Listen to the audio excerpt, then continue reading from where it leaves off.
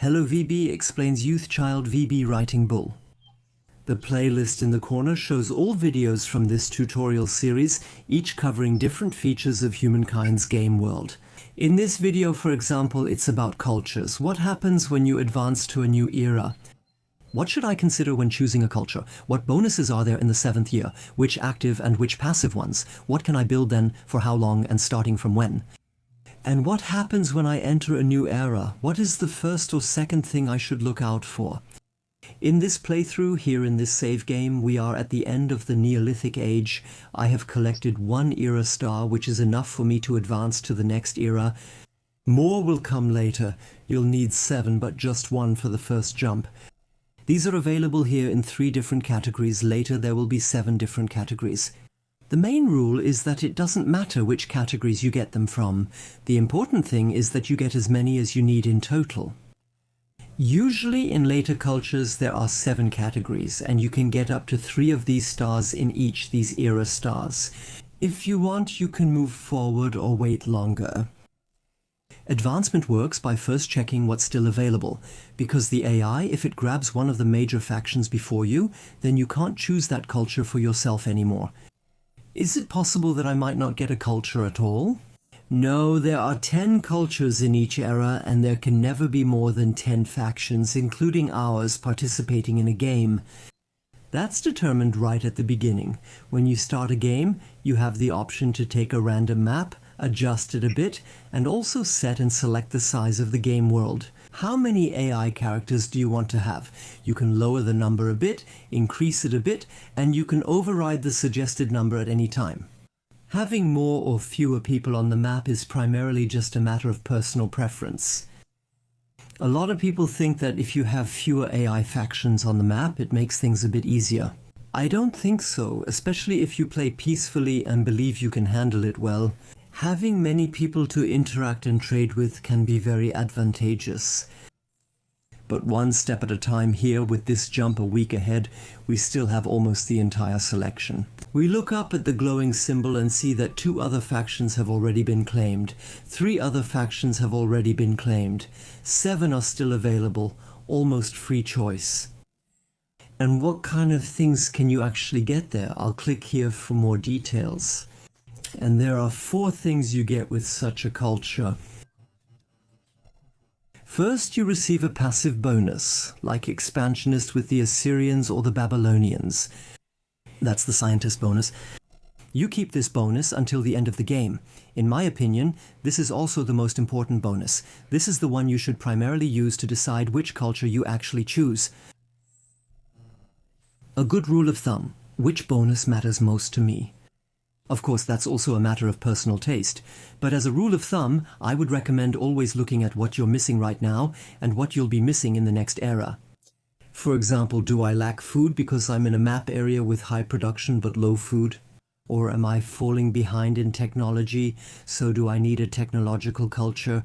Or maybe I have serious money problems, then I should pick a commercial one. For advanced players, here's another suggestion. Try to find combinations. Combine a passive bonus from an earlier era and culture with one from a later era. A concrete example: if you switch over to the Phoenicians, you'll earn a lot of money with them through his trade and the district he builds later. 1 era later, you can even choose their culture.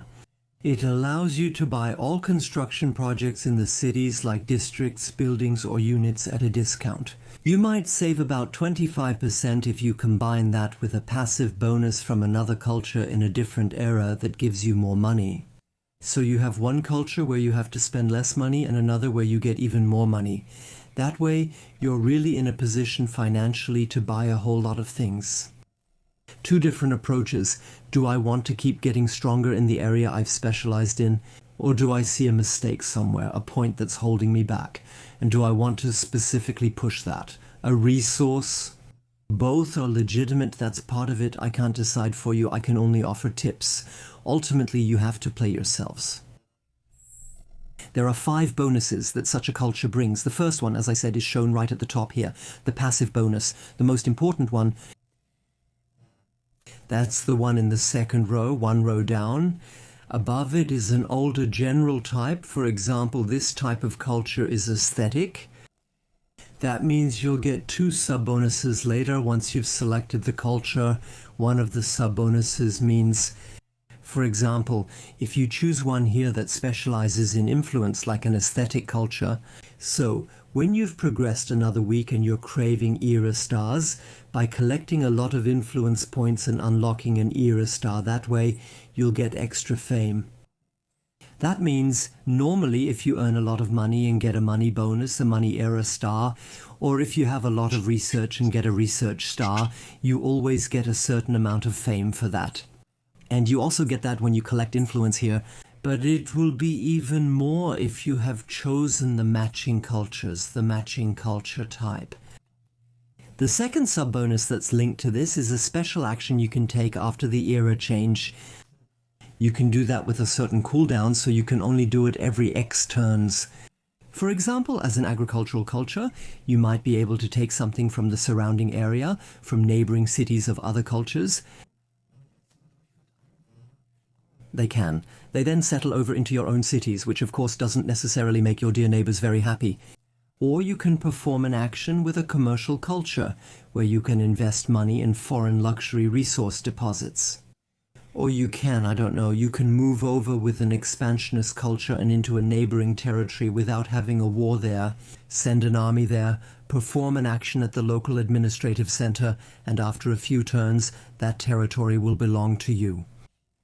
Sounds very powerful, almost too strong. However, there's a cooldown and many actions will upset your neighbors. So you don't necessarily always carry it out. Those are the 3 bonuses I mentioned, plus 2 sub-bonuses for that culture type. The most important bonus is the passive one, plus you get to build a district. Unit. The things I just described, the passive bonus lasts until the end of the game. Even if you no longer have the culture, all bonuses that are tied to the culture type are, of course, only available during the era when you actually have that culture. It's a bit more complicated with the district and with the unit. You can only build the district as long as you are in that era, not after. If you start building it and have put in some production points for a round, and then you advance to the next era, you can't finish building it, for example. That's a bit annoying, honestly. You have to plan ahead and maybe start building such a district a bit earlier than you actually think is necessary. Below that, there's also this, oh right, and these districts always replace the other standard districts. Or complement them. Sometimes they replace the standard district in this era. For example, with the Phoenicians, you can see it here, the harbor. It says underneath, the harbor replaces the harbor. That sounds silly. That's the German translation, and at Jugendkalend's release, as I record this, it's still not perfect. That's the English word haven, meaning refuge, which was replaced with harbor here. So, this refuge replaces the standard district harbor in this case. That means you can't build the standard harbor in this era, only the refuge. There are other special districts where it's different.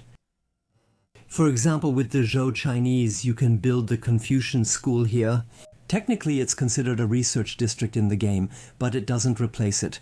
That means you can place other research districts around it or elsewhere as well. You can keep building this district until the era is over.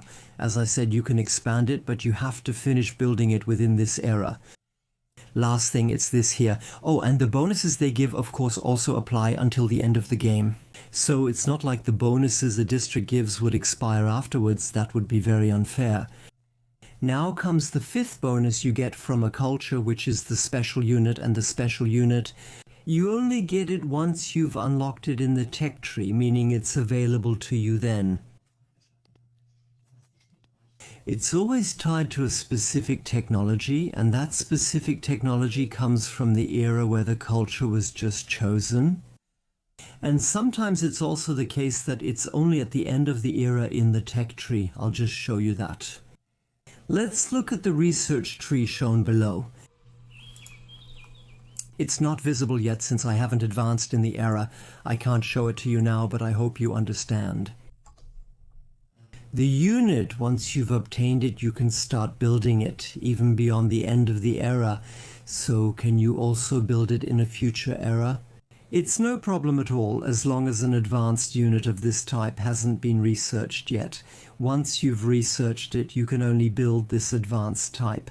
In this example here with the Babylonians, this is a cavalry defense unit, and if you later research a pikeman or an advanced cavalry defense unit, then you won't be able to build this one anymore.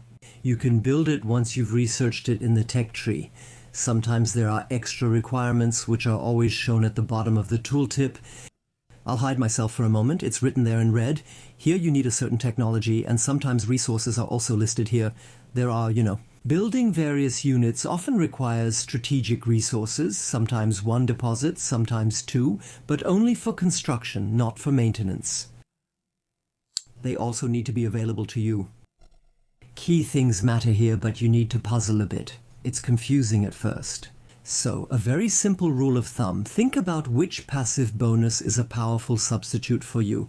If you're still unsure after that, the most important thing would be to consider the district. Personally, I almost never decide based on whether I think a unit is cool, because if you're powerful in the game, if you build up economic power, then you can also fight with standard units. It's nice if you have a special unit that's a bit stronger than the normal standard units, but usually it's not game-changing. The real game-changer is the passive bonus and the district below it. Okay, now let's pick a random exception, or we can also take an example of the culture, and here we are. Take a look at the map. I'll display the symbols that are here, the icon symbols, and you can see them here. There's quite a lot of food down here. There's more production than food. There are a lot of luxury goods, and there's a bit of coastline.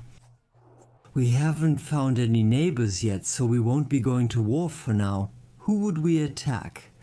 That means we'll pick, let's say, a peaceful culture and play as them. Let's take a look at the pool to see what's available. The Babylonians, for example, are always generally good at science. You can't go wrong with them. Passive bonus, gain 2 science per research technology. As soon as I have researched one, I get 2 science points in my capital, and when I get the next tech and research it, then I get 4 science in the capital. And furthermore, some of these bonuses scale up quite a lot. So these are standard things like this bonus of the Babylonians, you can't really go wrong with that. And then they have a pretty cool thing here as well. That also helps with food and research. Let's try it out, click on it and watch a short video. Ah, the struggles of a young civilization. It's hard keeping up with the neighbors when they have the wheel and you don't. Humankind learns quickly that everyone contributes. If you're afraid of wild animals, grow lentils or catch fish. Tribes settle towns, towns develop markets, and markets begin the exchange of goods, services, and most important, rumors and hearsay. Means more than markets. For the Babylonians, it's also the beginning of mathematics, astronomy, and a set of codified laws that I wouldn't want to be caught breaking. We play as Babylonians until we voluntarily decide ourselves that we go Epoch.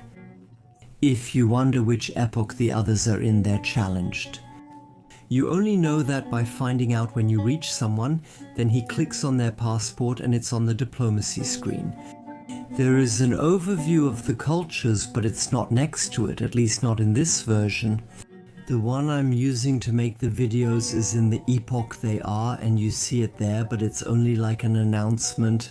How many epoch stars have there been so far, but not which epoch they're in? You have to combine a bit or look at the diplomacy screen. If you get points, if you get 7 epoch points to level up, the next one could do it. You don't have to force it. I'm often asked if there's an ideal time to step up when you get 7 epoch points.